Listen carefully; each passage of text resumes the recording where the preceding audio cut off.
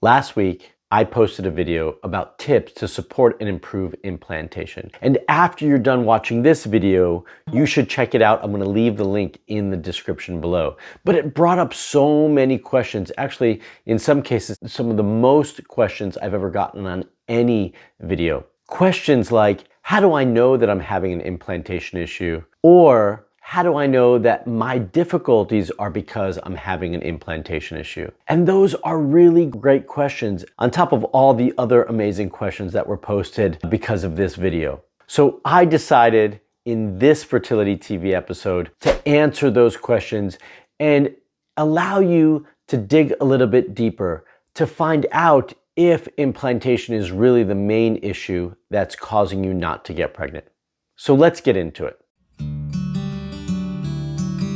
Hi, I'm Dr. Marc Sklar, also known as the fertility expert. And I've been working with couples for over 19 years, couples from all over the world through my online coaching programs. And if you're lucky enough to be here in San Diego, you can visit me at one of my clinics. This channel is all about fertility and sharing information to support all of you from all over the world. I believe that many of you who are trying to become parents have been misdiagnosed or misled, you've been misguided, and you've lost your hope.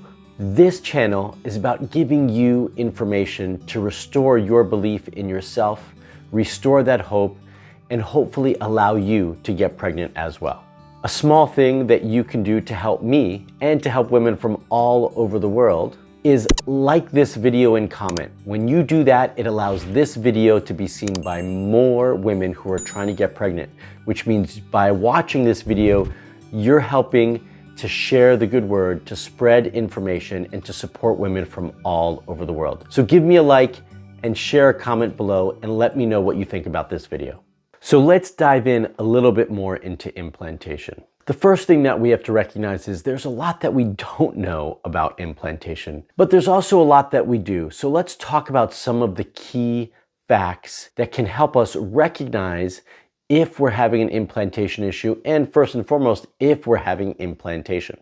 So what are some symptoms or signs of implantation? Well, the first one, if you are tracking your cycles or your temperatures through basal body temperature charting, then one of the first things that you're going to recognize or look for is a dip post-ovulation. So there's a dip potentially at ovulation for most of us, but the other thing that we're looking for is about 6, 7, 8, 9 days later, okay, somewhere in that window, that we're going to see another dip and then a rise. That dip signifies implantation, and that rise also helps you recognize that hopefully implantation is sticking and your temperature are rising because progesterone is going higher. Another sign or potential sign of implantation is implantation bleeding. Now, this doesn't happen for everybody, okay? But if you are gonna have implantation bleeding, or in this case, implantation spotting, because it can be more likely to be spotting versus bleeding, then that's also going to happen post-ovulation in roughly that same window of time that I just mentioned earlier. So roughly 6, 7, 8, 9 days post-ovulation, when implantation is occurring, you could have some light bleeding or spotting. Now, this can often be confused with a period because you might think your period is coming, or you might associate it as spotting leading up to your period. Now, those are different things. First, if it's your period, it's going to be a full flow or the start of a full flow. This is not that. Implantation spotting or bleeding is not that. The other way to recognize that it's not is that this is coming at a different time. You should be starting your bleed for menstruation about 14 days after ovulation. This is happening sooner. It can bump up a little bit too close to menstruation, so that can make things a little bit more confusing, but typically it happens earlier. I do have a video completely devoted to this exact topic. I'm going to leave the link in the description below as well, so you can check it out after this video. Other ways that you can be thinking that you are pregnant because implantation has happened is if you start to have some symptoms that resemble pregnancy. So that might be breast tenderness, maybe some bloating, maybe some fatigue. Now, I don't like to use this as my guiding principle or symptomology because for so many women, you might not have any symptoms whatsoever and still be pregnant. But there are a small percentage of you that could have those symptoms and be pregnant. So I do like to mention it, but it's not my favorite thing to focus on. I do prefer the first two as really more key signs of implantation. So as we're talking about implantation, we do also have to address potential reasons why implantation might not be happening. So you do have to recognize some of those things. Some of the more common reasons would be endometriosis, and you actually might not have any symptomology of endometriosis and still have it. There are also degrees or stages of endometriosis, and I have plenty of videos on that topic as well, which you can check out if you want to. But that's just one piece. So endometriosis, adhesions, polyps, scar tissue, these are all potential variables that could hinder implantation from being successful. Another cause that actually does not get talked about very much is a tilted uterus or a displaced uterus. Now, let's just say if it's tilted backward or forward is not so much of an issue for implantation as it is for allowing the sperm to meet the egg properly, so more for fertilization. But the piece of this that is a variable for implantation is if the uterus is retroflexed, which means that it's folded on itself. That can make it a little bit more difficult for implantation to occur. Another variable that is important to mention here is the thickness of the endometrium, which is the lining of the uterus. So is that lining too thin or too thick? Now, it doesn't happen very often that the lining is too thick. That would have to be an extreme case in terms of very, very thick. The lining thickness that we do like to see as a normal thickness is as thin as 7, but we preferably want to see between 8 and 12 millimeters. That's a nice size of thickness, and that it's trilaminar, so it's got those 3 layers in the endometrium. That's what makes it a receptive and healthy endometrium for implantation. Now, if it's too thin, that can absolutely make it difficult and more difficult for implantation to occur. Now, you're not going to know if this is a variable unless you have somebody measuring regularly your endometrium so that you can get an understanding and baseline for what that looks like for you. This next reason I did discuss a little bit in the previous video, which is antibodies, which means you're having an immune issue, right? I did talk about that in the previous videos. Actually, one of the first things I discussed is if your immune system is not functioning properly and you have elevated antibodies, this can make it more difficult for implantation to occur. Another variable is inflammation or infection. So if you have an increased inflammatory response in the endometrium, it will make it more difficult for implantation to occur. And if you have some sort of infection, a lot of these infections you might not even know. They can be what's called hidden infections.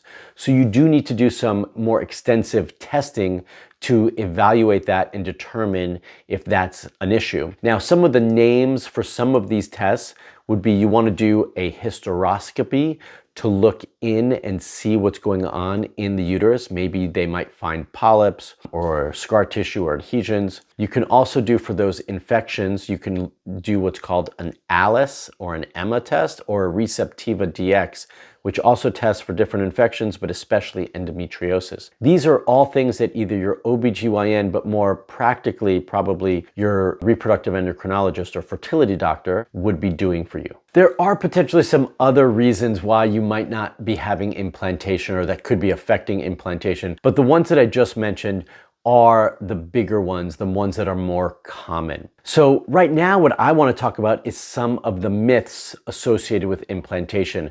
Before I do that, I do want to invite you all to comment below and let me know which one of these points that I just mentioned having to do with causes that might be hindering implantation are new to you or are interesting to you. Let me know by commenting below. Now let's get into some of these myths having to do with implantation.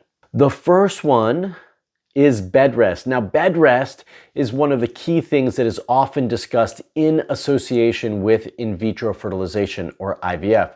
So you were to have your IVF transfer where they put the embryo back in, and then you'd be sent home to rest. Now, often this is brought up by saying, okay, you need to do bed rest for 2 to 3 days. Now, there is no real evidence, no research studies that actually show that bed rest is beneficial or that it improves implantation. Actually, in many countries, you will go in for your IVF transfer and then you go right back to work, which shows you that bed rest is really not necessary. And for many of the clinics in the United States who used to do bed rest and no longer do bed rest, they haven't seen a change in any of their statistics. So if your clinic is still recommending that you do bed rest, a lot of that is done out of superstition and habit, and they just don't want to break it. Right? But the reality is you shouldn't be laying in your bed right after you have a transfer. We want a little bit of movement because we want the blood circulating to help improve implantation. So in many ways, bed rest is contrary to what you really should be doing. Now, that doesn't mean you should be going out and running a marathon either, right? So you come home from a transfer, take it easy, sit on the couch, watch a movie, whatever it might be. But it doesn't mean you have to be in bed. We're just going to take it easy and just rest. But you can get up, go to the restroom. You can get something from the kitchen if you want, but probably no long periods of time standing or cooking on your feet at that moment in time. And then with every day after the transfer, you can slowly add in more activities, do a little bit more, maybe go for a nice walk around the neighborhood that's flat and even and easy. So bed rest is not necessary, but we do want to take it easy and relaxing. Another thing that falls into this myth category is exercise. I just started to talk about it, right, in my last point, but we don't want to be doing a lot of exercise, and you shouldn't be doing no exercise, right? We just talked about blood circulation. So I do want you to go for a nice walk, maybe 30 minutes, flat, easy, non-strenuous, but you are moving. That is beneficial for implantation. And then the third point is supplements. What can I take in my luteal phase to help with implantation? The reality is that there's really nothing that you can take that's going to do that at that moment in time.